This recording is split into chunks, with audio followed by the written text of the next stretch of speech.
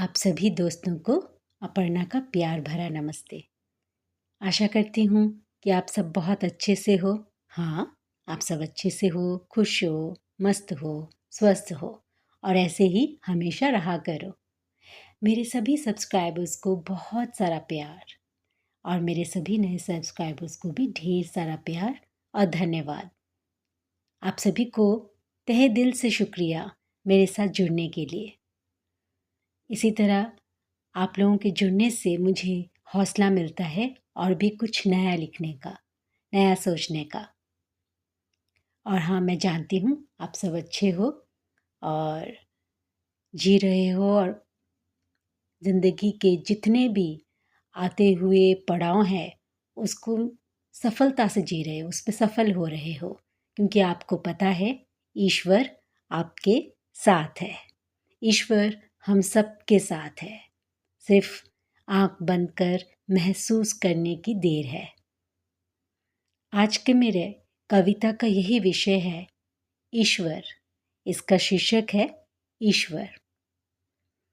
ईश्वर शीर्षक इसलिए है क्योंकि ईश्वर के बिना तो ना मैं ये बोल सकती और ना ही कुछ लिख सकती। उसके कारण ही तो मैं हूँ और मैं रहूँगी जब तक हूँ, क्योंकि उसने जब चाहा। तो आइए मैं एक कविता पढ़ के सुनाती हूँ जिसका शीर्षक है ईश्वर। अंधेरों ने घेरा मुझे, तूफानों से वास्ता रहा। जीवन के हर मोड़ पर क्या अपने क्या पराए, हर किसी ने दिल तोड़ने में कोई कसर ना रखा। अनगिनत घाव दिए गए, अनगिनत शब्द बोले गए।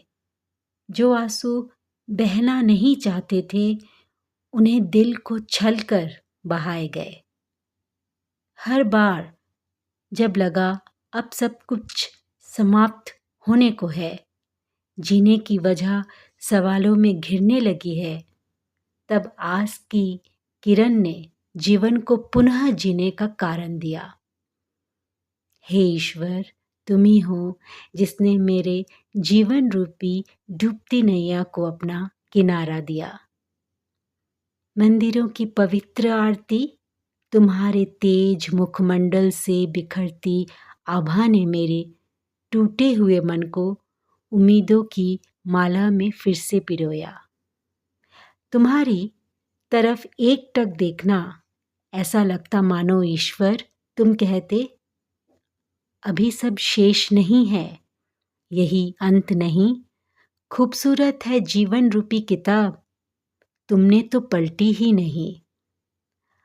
अब हार क्यों मान रहे जब मैंने हारना लिखा ही नहीं। जरा सी दुखों की आँच ने तपा दिया तुमको, अभी तो और तपना है और भी तूफानों से खेलना है। तुम्हारे अंदर तो मैं हूँ, तुमने देखा ही नहीं। अभी भी क्या देर है और समझने की, मत झुको, मैंने झुकना सिखाया ही नहीं। हे ईश्वर, तुम्हारे ये शब्द मेरे कानों में गूंजते हैं, मेरे अंदर की बुझती हुई विश्वास की लौ को बुझने नहीं देते हैं। क्या हुआ, सबका साथ छूट गया, एक तुम्हारा साथ पा लिया तो दुखों से जीतना भी सीख लिया। अब ना कोई हरा सकता, अब ना दिल दुखा सकता, जब शीश पर हो तुम्हारा हाथ, मेरे अंदर की आत्मा को कोई चोट पहुंचा नहीं सकता। धन्यवाद। मैंने ये कविता लिखने की कोशिश की है, वैसे और भी लिखी हूँ। आशा करती हूँ आप लोगों को पसंद आएगी। मैंने सिर्फ ये कविता ईश्वर मुझे नज़र में रखते हुए नहीं लिखा है, ये मैंने आप सभी को सोचते हुए लिखा है कि हम सब एक समय पे इतने अकेले हो जाते हैं और इतने दुखी हो जाते हैं कि लगता है मानो जीवन वहीं थम गया है, क्योंकि हम उसे ही सच मान लेते हैं। लेकिन हम भूल जाते हैं कि कोई है जो हमारा साथ कभी नहीं छोड़ता। वो है ईश्वर। जन्म से लेकर मृत्यु तक जिस पर विश्वास करना हमारा धर्म है। हम इससे भटक नहीं सकते। हम ईश्वर को किसी भी हालत में, किसी भी मुहूर्त में नहीं भूल सकते। इसलिए जब भी लगे हार मान रहे हो तो अपने घर के मंदिर में जाकर, ज़्यादा दूर नहीं, घर के मंदिर में जाकर या अपने मन मंदिर में ही ईश्वर को याद कर लीजिएगा। आप सबको पता है, क्या बताने की ज़रूरत तो है नहीं, लेकिन फिर भी थोड़ा बोल देती हूँ कि ईश्वर को याद कर लीजिएगा। आपको पता चल जाएगा कि आपने जीतना शुरू कर दिया है, क्योंकि विश्वास ही ईश्वर है और उसके आगे तो किसी हार की चलती नहीं है। आपका जीतना तय है। धन्यवाद।